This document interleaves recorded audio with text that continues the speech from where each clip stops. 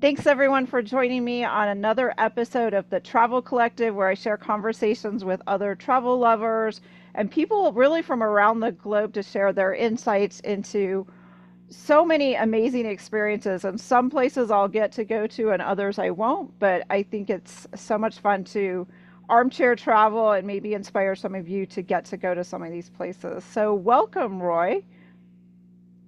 Hello. Thanks for joining me. And Yeah, you're, thanks for having me on. oh, of course, and you're joining me all the way from Australia.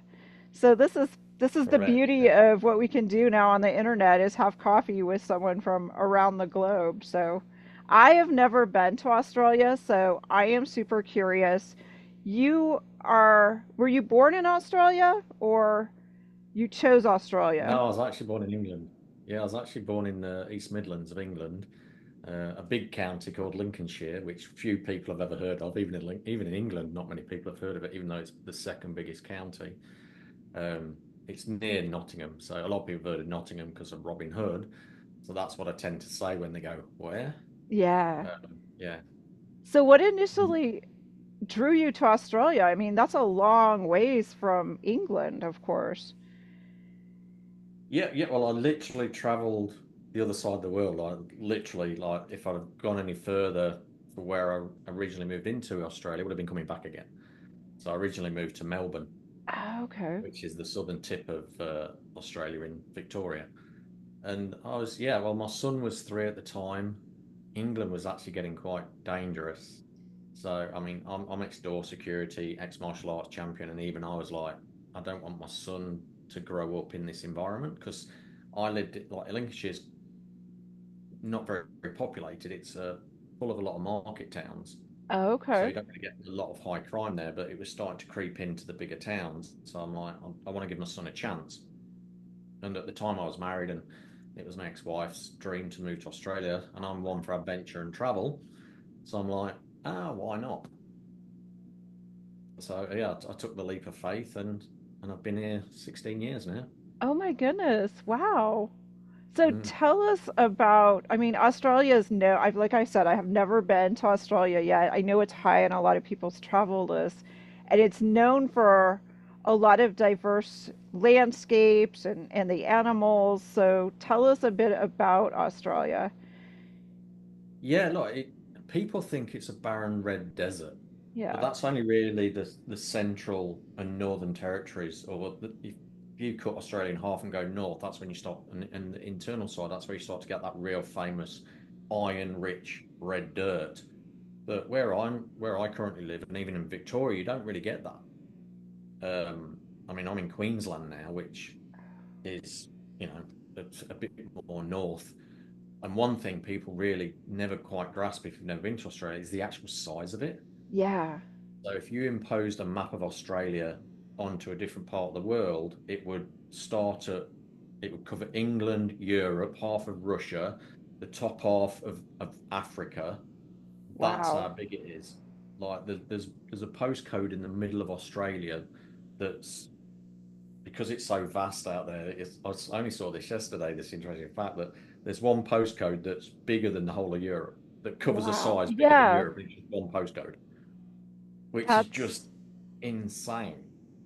Yeah, that And is kind of yeah, mind-boggling. I think even for those of us in the United States, it's like that's a lot of you're not going to just take one trip to Australia and kind of see it all. I don't think that's yeah. possible. Well, these people say I'm going to go to Australia and travel around for a week. I'm like, you won't get out of the same state because I remember once I did. And the interesting thing is, I found like in England, you'd go away for a weekend and you wouldn't travel more than maybe an hour and a half or 2 hours because it's just hassle because of the traffic and Yeah. other factors. Australia, they'd travel 8 hours for a weekend. Eight They'd drive hours eight for the hours. weekend? I can remember once with my son, I just got a new car, so I thought, well, I'll give it a run. And I lived on the Gold Coast then, which is the southern end of Queensland. And I decided to go to a place called Airlie Beach, which is the southern tip of the Great Barrier Reef. Oh, yeah. And it's an 18-hour car ride, it was equivalent of mileage wise, it is equivalent driving from England to Italy. Wow. And we just did that for like 4 days. We drove there. spent 3 days there and drove back. It's like, and it was only me driving as well. And but that's normal. But it just shows. And the really crazy thing was, I didn't even leave the same state. I was Right. still in Queensland.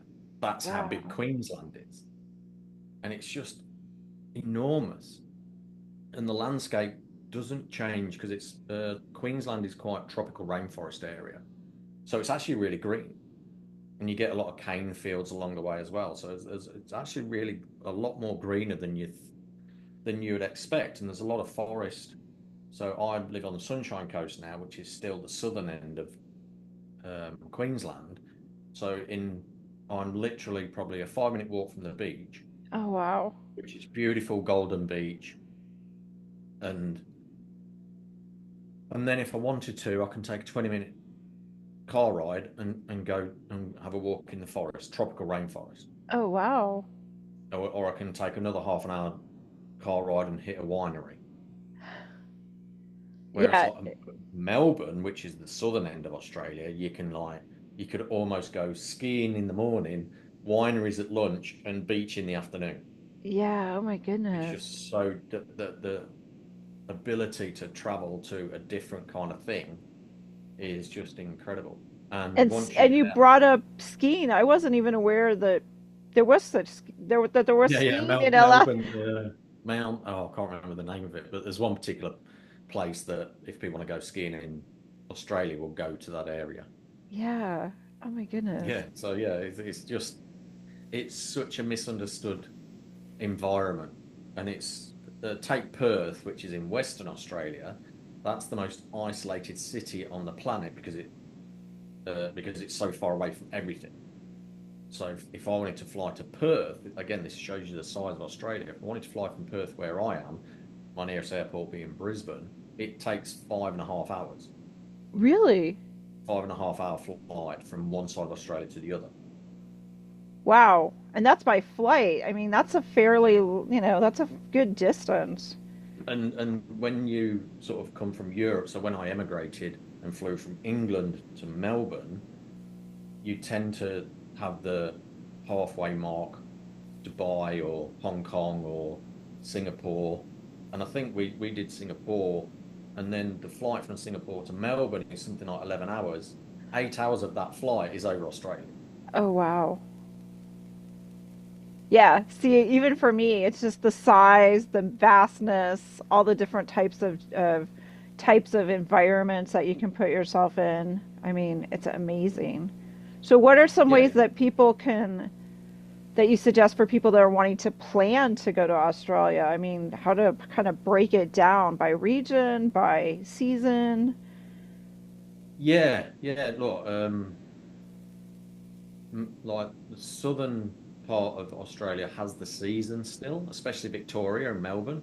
I mean, Melbourne's renowned to have 4 seasons in one day. It'll thunderstorm in the morning, be 40 degrees at lunchtime, and then be raining again in the evening. It's just it's and and I used to live it. I lived in Melbourne 7 years, and I experienced that, and it's just crazy that in the middle of the summer you still have to take a raincoat just in case because there's a Right. chance it just rain out of nowhere. Um, but the thing with if you want to travel to Australia, it's plan and be aware of how big it is. There's a lot of backpackers, but it's like give yourself, if you want to travel a little bit, you got to give yourself probably 3 weeks minimum. Okay. Yeah, If that's you good to want to know. see different areas, if you're going to stay in the same area and explore that a couple of weeks, because even if you wanted to go to a city, say Melbourne, there's so much to do in Melbourne and its immediate surrounds, it would take a couple of weeks Wow. to discover the wine regions or the beaches or the city, the vibrant city and the diversity in the city and all the restaurants and the hidden restaurants and the hidden laneways. Like Melbourne is one of the few cities I've ever been to where you would purposefully go down the back alleys. Oh, really? There's hidden bars and restaurants in the back alleys. So yeah, or little, yeah, it's just incredible. There was one, oh, I can't remember what it's called now. It's probably changed because this was pre-COVID, but there used to be this little bar, and you go down this back alley, and you'd end up, it'd turn down to the left, and there'd be the big bins from behind the restaurants and stuff, and you think, Right. where the hell I'm just going to this dead end where there's just rubbish. And Yeah. then you go down, and then there's another, 90-degree right turn, and you still think you're just walking down a blind, literally a blind alley, and then another 50 yards on the right hand side, there's this bar that's designed around science and physics. Oh, So it's got all that wow. paraphernalia, and that's when they serve these things with steaming cocktails, and if you don't know about that, Yeah, you you know, wouldn't, yeah, it's you'd just an never amazing find it. experience. Yeah, exactly. Yeah. And some of the best bars and restaurants are hidden like that in Melbourne. It sounds like such a vibrant place to visit. Yeah, yeah, and it's often had like some of the cities have always been top one or two places to live in the world.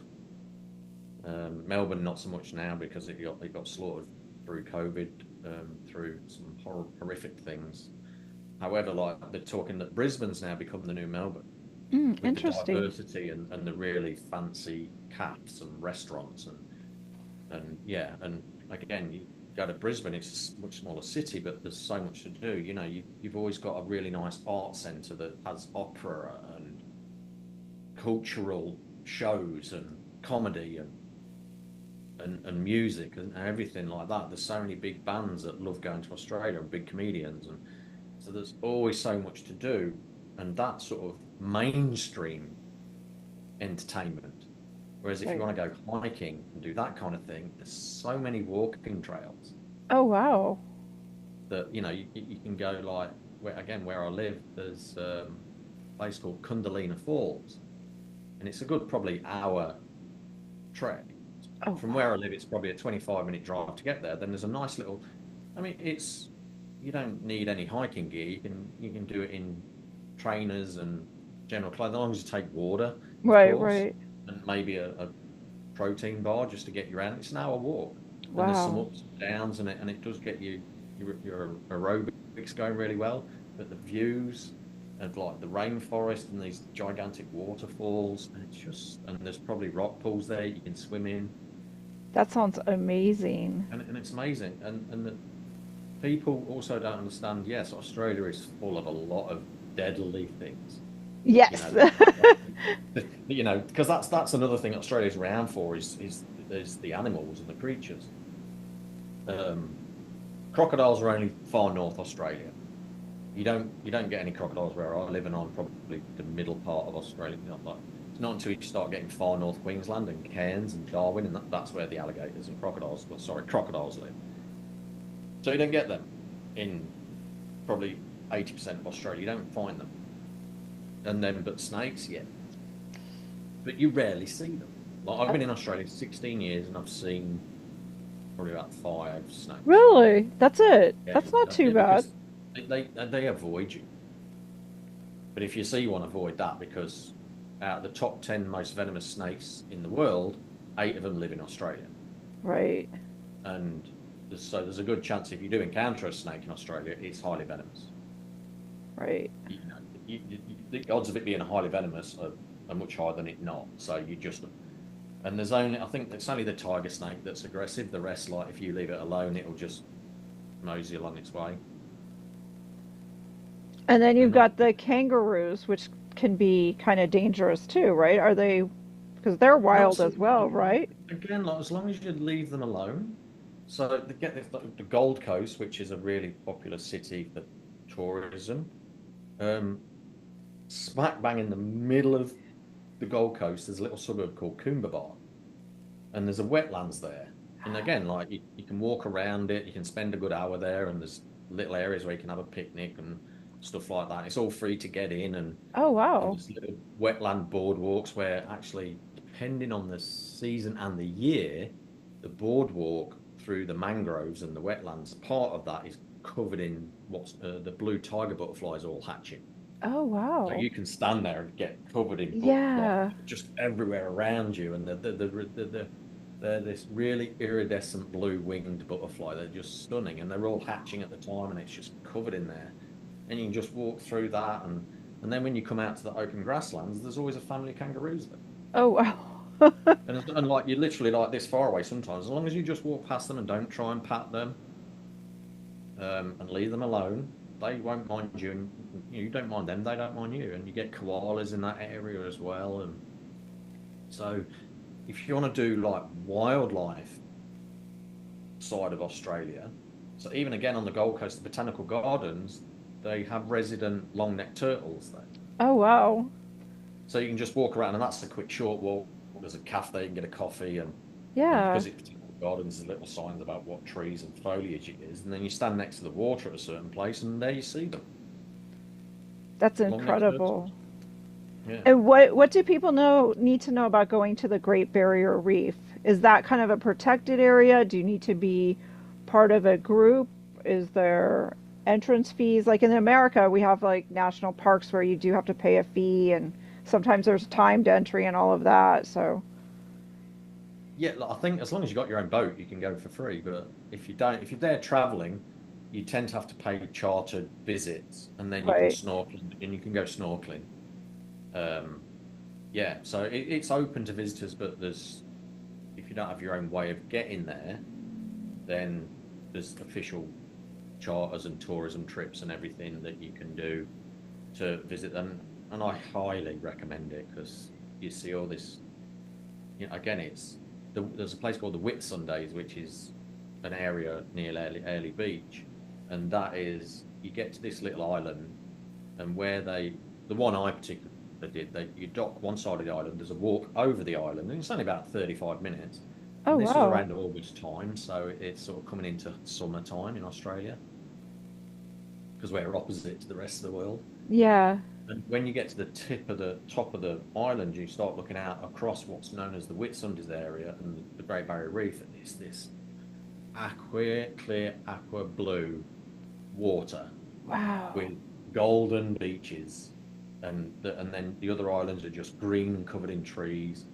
And then when you get down to the other side, and it's about this deep, and the water's really warm, and there's just loads of stingrays Oh just my basking goodness. in the heat.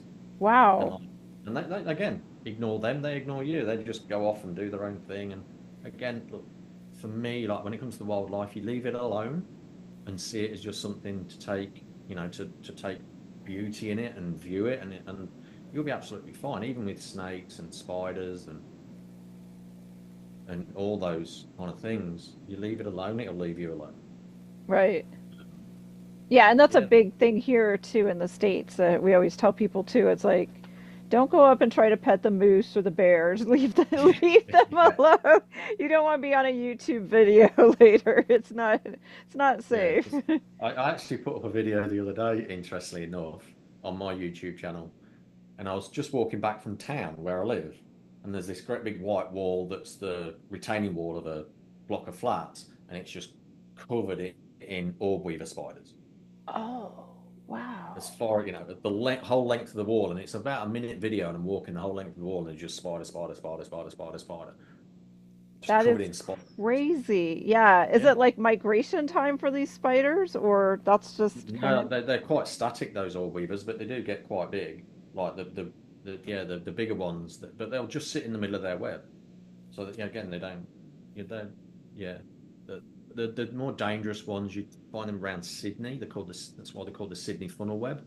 They're the most deadliest spider in the world, and they can be quite aggressive. But you don't really come across them.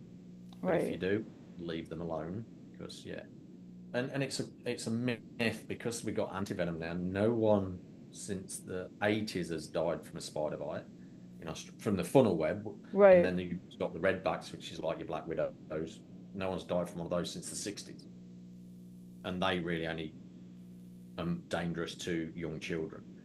So if you get bit by an adult, it makes you groggy for a few days. You're normally fine.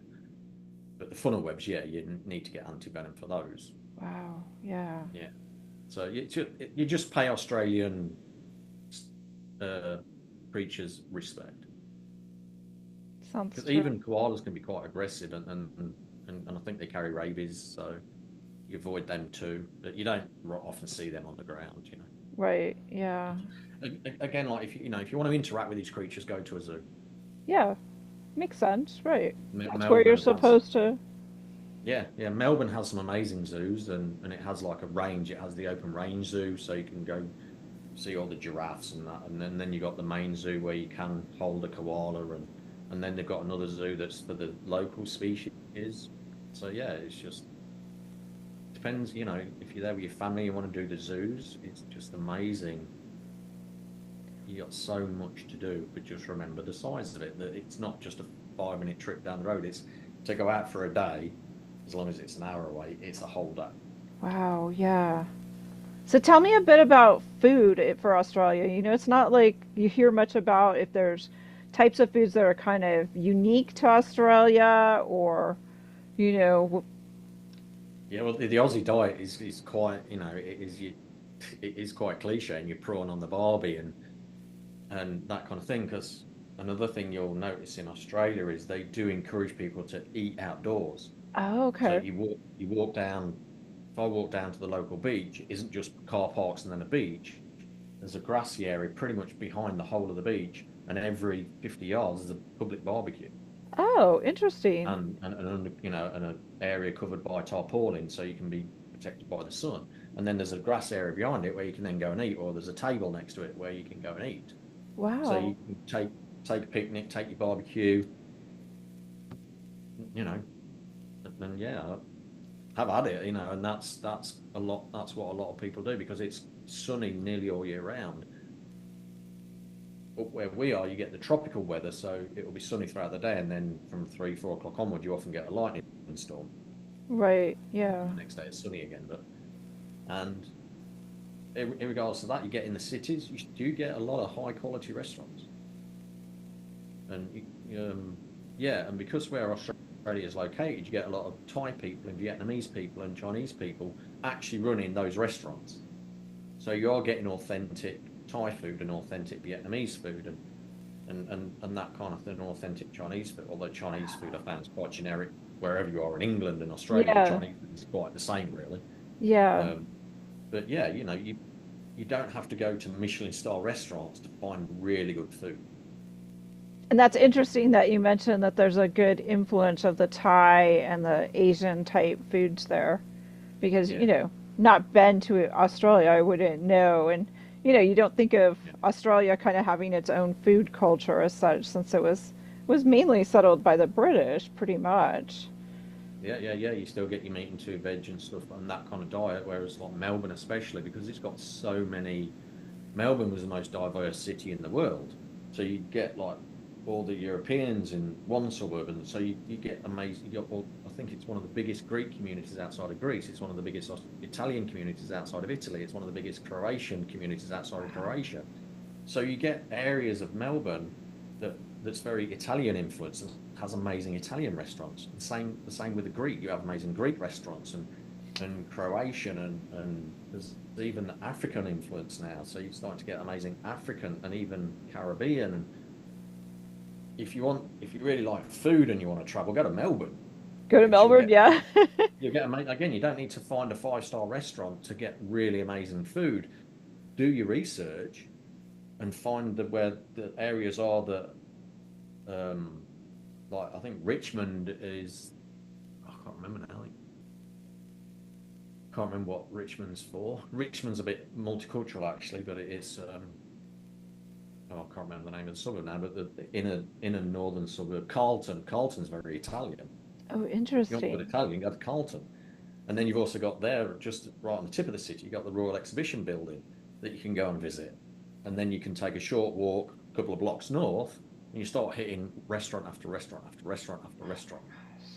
And then you go a bit more north, hit Fitzroy, and the cuisine changes again. So Interesting. you want to do a cuisine tour, you go to Melbourne. I mean, again, I haven't been there since COVID, but I doubt that would die because it's so massive and important to the tourism and income for Melbourne itself.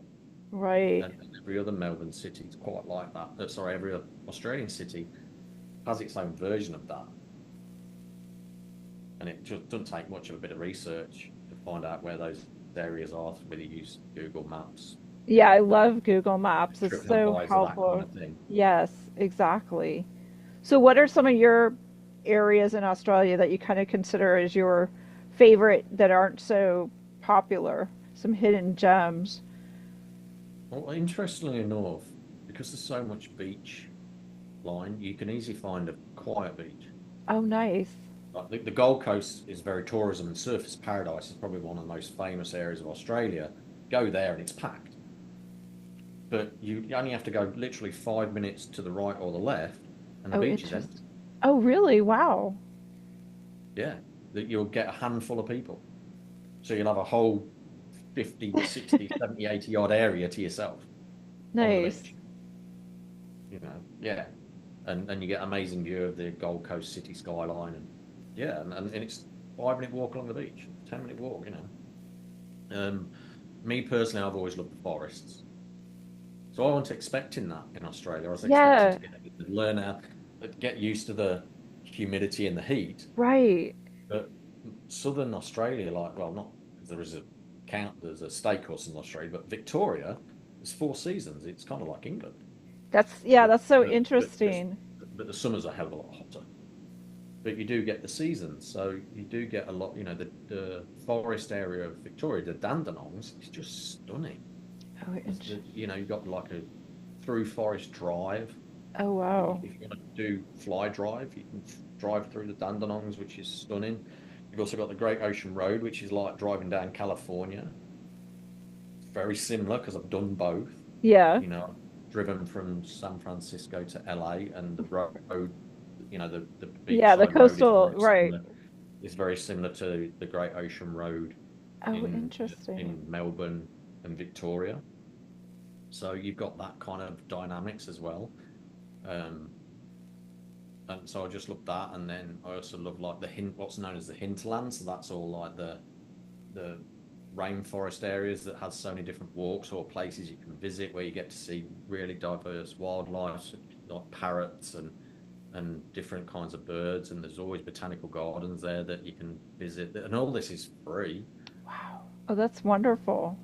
Yeah, Tambourine Mountain, which is a really amazing little town that you can visit. That's all these quaint little shops that then has lots of different forest walks around it.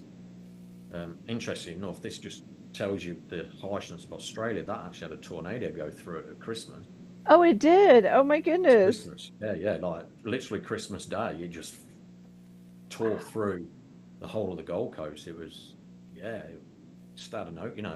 And that's Australia for you. It's nice 1 minute, and then it's dead, literally deadly the next. Right. Yeah. And that's the thing. It's not just people think the creatures are deadly, but the weather is.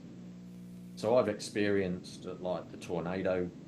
I was in one of the suburbs down the hill, and it didn't quite hit us, but we was obviously getting battered by the actual storm itself, Right.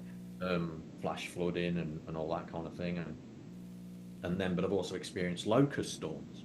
Oh, locust storms. Oh my Yeah, goodness. so I went a weekend away for someone's birthday into Country Vic, which that in itself was a 4 hour drive to a place called just outside of a place called Echuca. And then I started seeing these cars with these plastic bags across the grill. And Yeah. I'm like, what they got that? What's that for? Yeah, what's that And all for? of, and all of a sudden, I saw this weird looking cloud literally going across the road.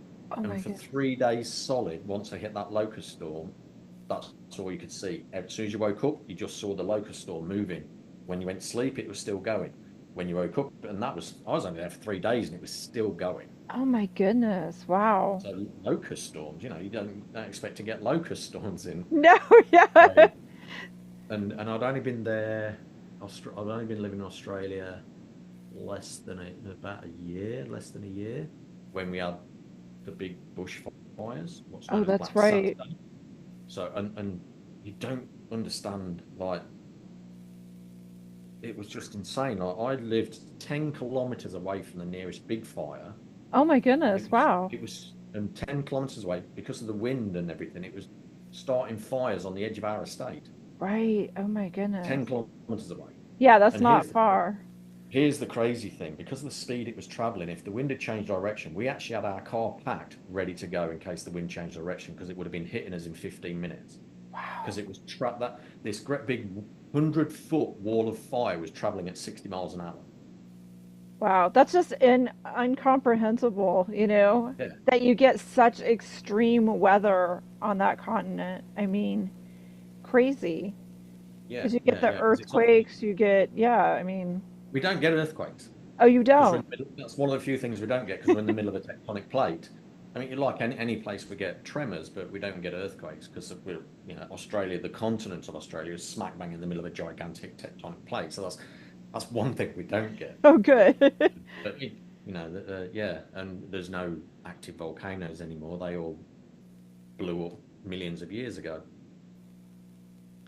which created all this diverse landscape of mountain and beach. And the irony is, because we was talking about how big Australia is, the population in comparison is tiny. Right, There's only, I think, the population of Australia is 25, about 26 million people, and they all live on the outskirts. They all live right. on the beach, So there's like, and yeah, there's a few big, miles.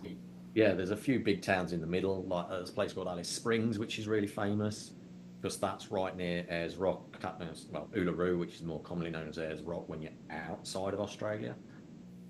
But outside of that, most people live on the beach.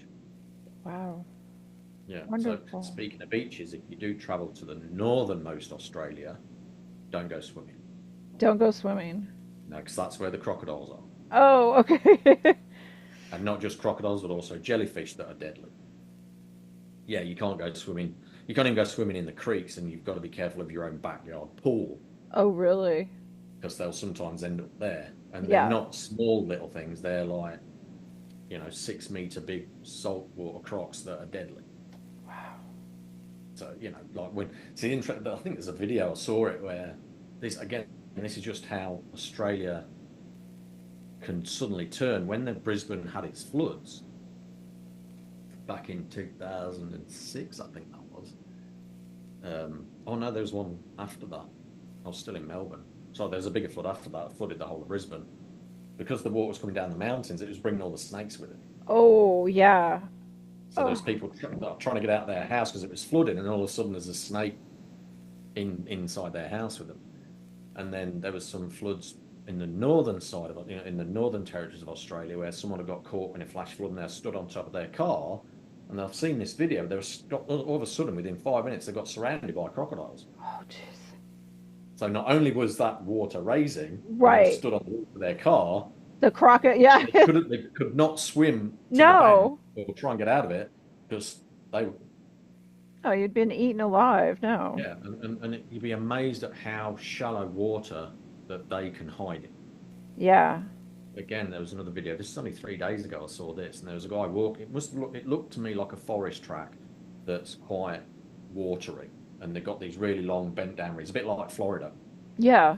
but more firm ground that you can walk along. And he's going, look, there's these long reeds, and there was probably a gap the size of my arms. And he said, look, look, look, and you could just when he zoomed in, you could just see the eyes of the crocodile. Oh, gosh. And then when it moved, it was huge. Oh, yeah. It was about 8 foot long, this crocodile, and it was just like, and that's Australia. You just got to pay it respect. Right. And you But got but to, come here because it's beautiful. yeah, it sounds It's not this amazing. red. It's not. It's simply not this red desert place you expect it to be. It's stunning. And I know when I used to work 9 to 5, I'd go down to the beach the weekend, and I felt like, oh, even at lunchtime, I'd grab something for lunch, and I felt like I was on holiday because you sometimes like get that coconut smell of the Yes. Yeah. suntan lotion and Right. stuff like that, and it's just like, oh, you're transported to that holiday feeling within 10 minutes. Right. Oh, that's amazing. And they have bike tracks along the beach, and like you used to see in the 80s, the films in Florida where they're on the roller skates. It's like Yes. that. It's like that at so many beach towns Oh, interesting. that they do encourage families and people to go down the beach Well, that's and good. build the infrastructure accordingly. Yeah. So you want to do a backpacking holiday, or in the combi van holiday. So many places to go and see and do and travel, both city and forest and beach. You can do it in a day. Oh, that's amazing. And I do hear that people sometimes you can rent like what we would consider like a camper vehicle to if they really want to see more, take a month and go explore more in Australia. Are there campgrounds for that type of thing or places to? Yeah, yeah. There's actually a website. There's a couple of websites, a couple of apps that you Oh, can okay. download, and they tell you where the campgrounds are, what facilities are there, if there's any height restriction or anything like that, whether you can take pets and basically all the information you need for that particular campground. They even tell you where there's little free ones that you can pit stop at. But Good. remember that when you're I'll have to driving put from that town in to, the I'll yeah, put that in sorry the to show interrupt. Yeah, when you're notes. driving from town to town, make sure you've got full tank of fuel. Right. Because Yeah. driving from, let's say, I think one side of the Nullarbor, which is a really big desert, to the other side of the Nullarbor, there's no stops and it's desert. So it's like driving from Las Vegas to LA. You're driving through Nevada desert and Oh it's yeah. hot. Yeah. And if you break down, there's no one there to help you. So make sure that you've got canisters of water, make sure you've got canisters of fuel because you can't get across there on one tank. Right. And if Exactly. worst case happens, you break down, you make sure you've got water and shelter. And you've basically got it. That's a planned journey. Right. Right. But a place like Melbourne, town to town, yeah, you like let's say you drive from Melbourne to Geelong. Geelong is a town where the Great Ocean Road starts. It's an hour's journey on a freeway, so you've got places you can stop or towns you can cut into to get fuel, food, water, whatever. And then there's little towns all the way along Great Ocean Road. Like Apollo Bay is really beautiful, and Wye River, which is this tiny little village on the corner, that has a really nice little camping ground and a Oh. pub where you can Oh get food. wow. Yeah, and there's koalas there. In this tiny little place, you can still get koalas. And you can go and swim in the ocean because you're pretty much safe. You do, the southern end is where you do get the great white sharks because they're actually cold water sharks. So you don't get them up north where I am. You'll get them Melbourne and Victoria way. And then also like the southern eastern tip of Melbourne, which Victoria, sorry, you've got Phillip Island where those little penguins are. Oh, right. So you can go and see penguins. It just sounds like Australia. There's plenty for people to see and come back to. Tell us a little bit about what you do now, Roy, and if people want to connect with you, how they can reach out to you and share your website. Yes, I'm a spiritual counselor, men's health coach. My mission these days is actually to activate the intuition within men. I've sort of, I mean, I used to work with both genders, and then my journey sort of verging towards like it's time to wake men up into their intuition. So I'm a spiritual counselor, psychic medium, traveler, because my work I can do from anywhere around the world, Yeah.